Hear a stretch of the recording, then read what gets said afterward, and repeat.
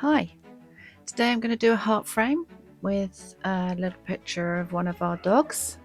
So this is Beau, one of our beautiful pooches that sometimes you can hear in the background barking. I've already laminated the photograph so that it's nice and sealed, and I just want to put it in the small heart bit which hangs off the main frame. So I'm just marking it out, trimming it up and making sure it all fits. So I got a gift of some beautiful fluorescent mica powders which I wanted to try out. So I just mix up my resin and separate them into 6 because I want to do 6 colours.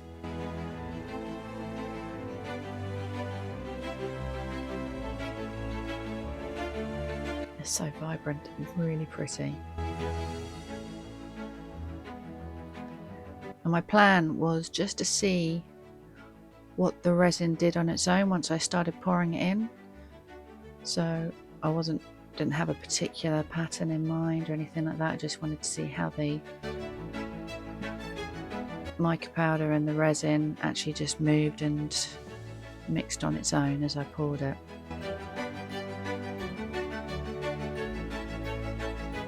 Here we go, I'm just pouring it all into the same part of each piece.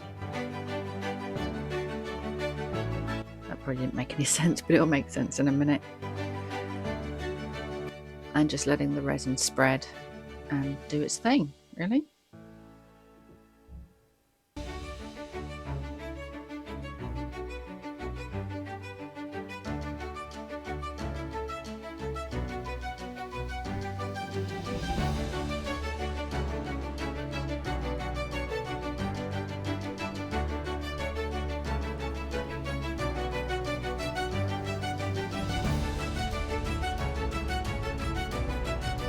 So in the smaller one, I didn't want to fill that up completely, obviously, because I'm going to put the photograph in and then top it up with clear resin to seal the photo. So I only wanted that about half to maybe 2/3 full.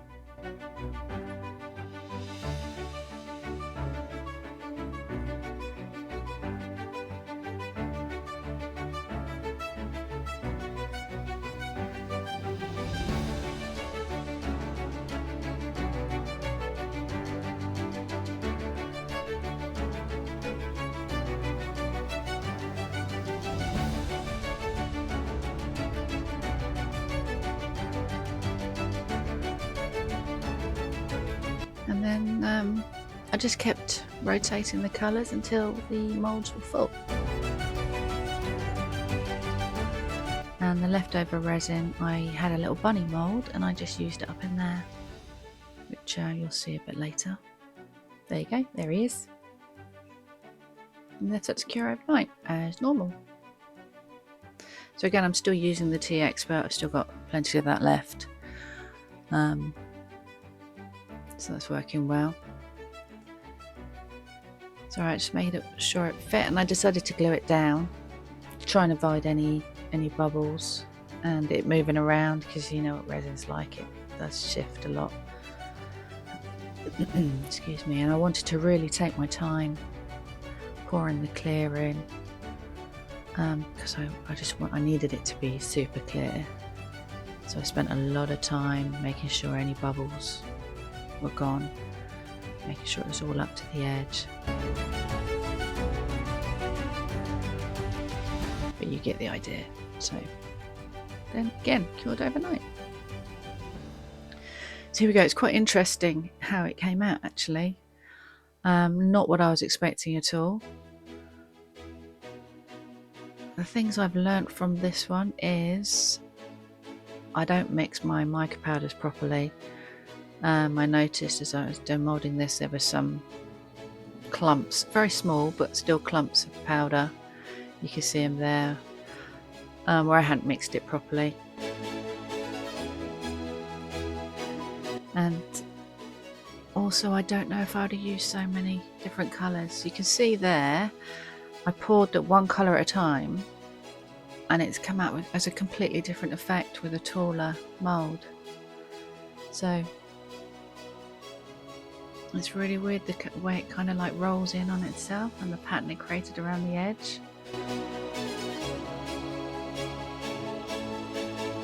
So yeah, I probably wouldn't have used so many colours. Excuse me. And yeah, less colours, and I would have probably just poured all of one colour at a time instead of going back over and over until it was full.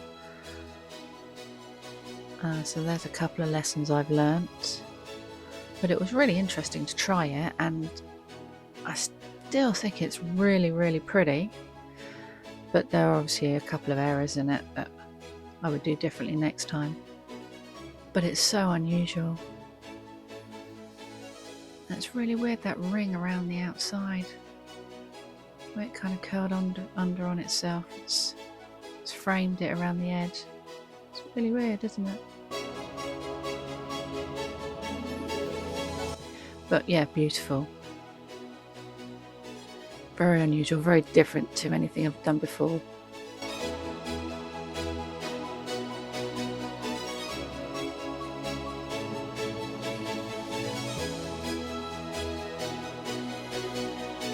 And I was really, really pleased with how clear the top of this came out.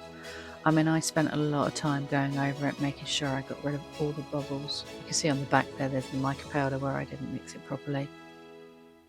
But yeah, the clear, I'm glad I took the time on it, because it's super clear and so nice. I mean, he's gorgeous anyway, but that photograph just looks so good in there.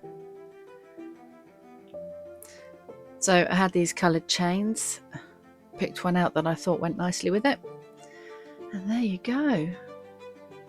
I'm really quite pleased with how that turned out. Like I say, there's a couple of things I've learnt from it, which is always good. I like to think I learn each time I try something new. It's very different. And then because these are fluorescent, I thought I'd try it with the black light to see if it would glow. And there you go. It was very difficult to get on camera. All I kept getting was the bright white, but you can catch a little bit of it.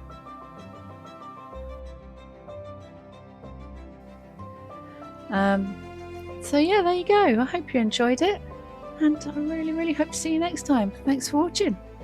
Bye.